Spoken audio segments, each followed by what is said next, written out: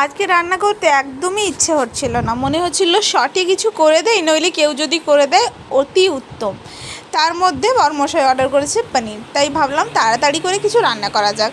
এখানে আমি টক দই নিয়েছি, লবণ, চিনি, হলুদ আর জিরে গুঁড়ো দিয়ে ভালো করে পেস্টটা বানিয়ে নিয়েছি। এখানে আমি আলু, বরবটি আর গাজর ভাজতে বসিয়েছি, আর একদিকে চাল সেদ্ধ করতে বসিয়েছি। পনিরকে ভেজে নিয়েছি, সব ভাজা মিশ্রণের সঙ্গে মিশিয়ে কিছুক্ষণ আমি ম্যারিনেট করে রেখে দিয়েছি। এখানে টমেটো, লঙ্কা আর আদার পেস্ট দিয়ে, হালকা লবণ দিয়ে, হলুদ দিয়ে কষিয়ে নিয়েছি যতক্ষণ না তেল ছাড়ে। আগে থেকে ম্যারিনেট করে রাখা সবজিগুলো দিয়ে ভালো করে কষিয়ে নিয়েছি। এটাকে আমি 10 মিনিট ঢাকিয়ে কুক হতে দিয়েছিলাম, তারপর এটাই দিচ্ছি দম।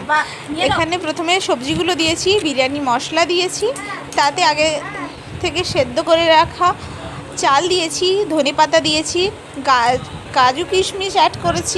তারপর এখানে হলুদ দুধের মিশ্রণ দিয়েছি। ব্যাস, এটা দম দিতে দিয়েছিলাম 10 মিনিট। তারপরে এটা জাস্ট পরিবেশন করেছি। এই ধরনের বিরিয়ানি খেতে আমার দারুণ লাগে।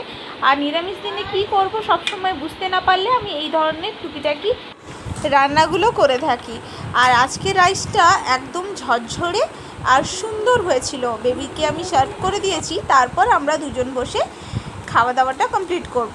এই যে আমরাও বসে পড়েছি। চলো এবার বলি তোমাদের খাবারটা কেমন খেতে হয়েছিল।